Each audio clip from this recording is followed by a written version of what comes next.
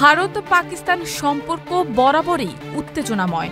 এরই মধ্যে কাশ্মীরের পর্যটন কেন্দ্র পেহেলগামে সাম্প্রতিক প্রাণঘাতী হামলার জেরে এই উত্তেজনা ফের চরমে ওঠে।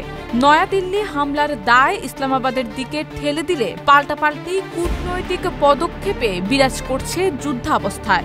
এমন পরিস্থিতিতে উপরে উপরে বৈরিতা চললেও ভেতরে ভেতরে দুই পক্ষে চলছে অনানুষ্ঠানিক বাণিজ্য।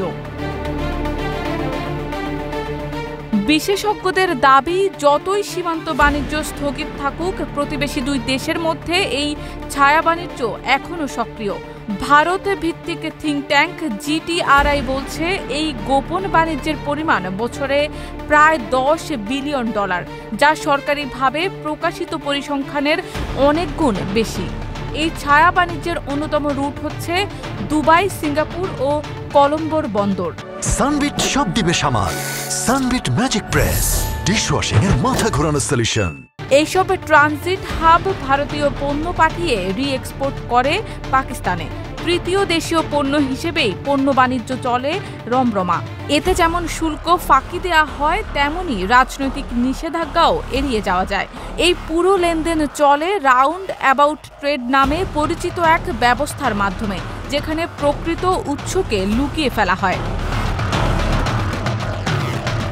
বিশেষজ্ঞদের মতে, এই বিকল্প রুটের পেছনে রয়েছে দুই দেশের মধ্যে চিরন্তন সাংস্কৃতিক ও অর্থনৈতিক যোগসূত্র, যার প্রধান চালিকা শক্তি চাহিদা। পাকিস্তানে ভারতীয় পণ্যের বিশাল চাহিদা রয়েছে, বিশেষ করে ওষুধ, চা, প্লাস্টিক ও কৃষি পণ্য। আবার পাকিস্তানের প্রধান রপ্তানির মধ্যে রয়েছে তামা, কাঁচের জিনিসপত্র, জৈব রাসায়নিক, সালফার, ফল এবং বাদাম সহ কিছু তেলবীজ পণ্য। আর তাই বিকল্প ছায়াপথে তৃতীয় দেশের মাধ্যমে পণ্য দিয়ে ব্যবসায়ীরা লভ্যাংশ পাচ্ছে, যা সরকারি বাণিজ্যের চেয়ে অনেক বেশি। ভারত পাকিস্তান রাজনৈতিক সংকট যখন গভীর হচ্ছে, তখন বাণিজ্যিক বাস্তবতা এক ভিন্ন সত্য তুলে ধরেছে।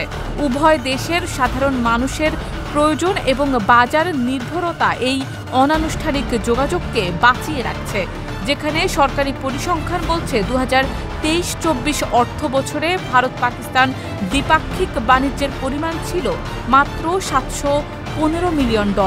দুই দেশের সীমান্তে সংঘাত, কূটনৈতিক উত্তেজনা এবং পারস্পরিক অবিশ্বাসের মধ্যেই মধ্যস্থতাকারীরা বিকল্প রুট ব্যবহার করে এই লেনদেন চালিয়ে যাচ্ছেন। শারমিন নিশু, ঢাকা পোস্ট।